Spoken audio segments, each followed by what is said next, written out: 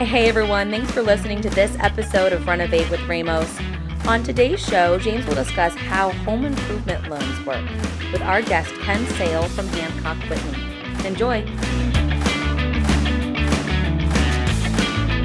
How you doing? We're back here. I'm here with Ken Sale from Hancock Whitney. Ken is a loan officer, been a loan officer for over 35 years, worked with him many times, and he's a great guy. And if you ever get an opportunity to work with him, you're going to thank me because he'll let you know right away if you're going to close or if you're not going to close. So thanks for coming. I appreciate it. Thank you, James. Yeah, I'd like to touch on renovation loans because a lot of folks, we do a lot of renovations. A lot of people finance it themselves.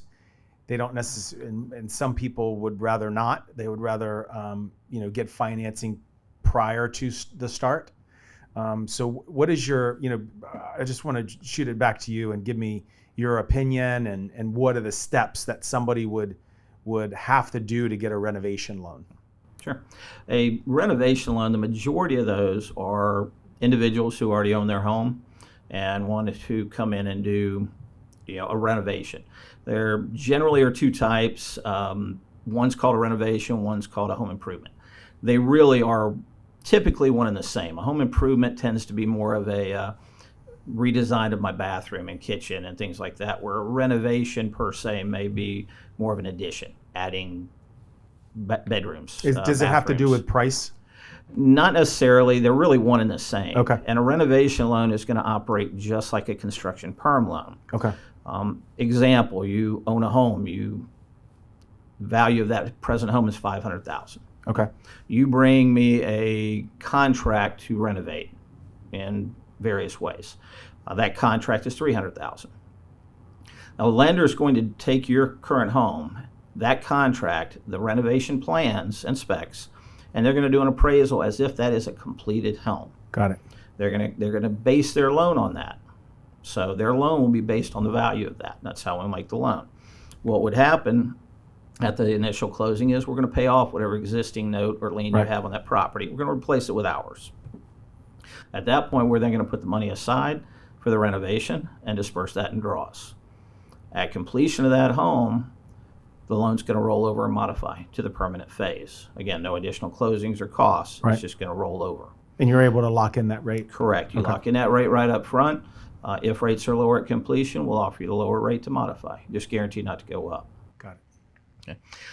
Renovation loans, a little different because each one is very unique. Each loan is its own criteria as far as what they're doing to that particular house. The draw schedules are a little more customized to meet their needs. I generally recommend on any renovation that the borrower add an additional 10% to their renovation contract. The reason Can being, they put a line item that says contingency? They can. Okay. And I do it for several reasons. One, it provides them the funds in that loan if they need them. Right. If they don't use those monies for any reason at completion of the home, we apply them back to the loan. Your payments are going to be set up on whatever your final balance is. Got it. So, but because the difference or the key is really when you go to an initial closing on a construction perm or renovation, any loan of that nature, a lender can roll that loan down all day long to any amount that you wish, and your payments will be set up at that balance. They cannot increase that loan once you go to that initial closing. Right. Anything over and above that would be an out-of-pocket expense. Got it. So I like to build in on the renovations. I recommend they do at least 10% for the unforeseen items. When you get into renovations, depending on the age of the home, a lot of the homes we're doing are older homes, South Tampa, maybe a 1940s house. You close, you start, you think you're doing one thing, you find other things. Yeah, we've talked about that in other shows. Part of our renovation, funnel is we do pre-construction and design, and then we put our best guess forward and put it on a contract and have as much drawings as we can. But a lot of times before we, truly start construction and finish the plans, we'll have to get a demo permit, actually demolish, part of the home so we can look in the walls and understand what we're drawing and what we're going to be building and be able to be a little bit more specific as to pricing. So, I hear what you mean. 10% is a good idea to add in. It gives You the know, as a borrower a contingent. buffer. Now, will the builder see that as well? Generally, it's in the contract. It would be It'll in the contract, so the builder okay. would, but I usually have them listed as an allowance. Okay. 10% allowance for overruns, whatever the case may be. Yep.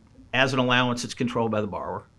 Yeah, and a lot of clients don't realize that they're in control of the money. So the money goes. So when, you know, let's say the first draw, they've completed the plans and the demolition, and you know, let's say 10% of a $100,000 renovation. So you call your bank, and then they send out an inspector to go and check, you know, that 10% or 20%, whatever percent is completed.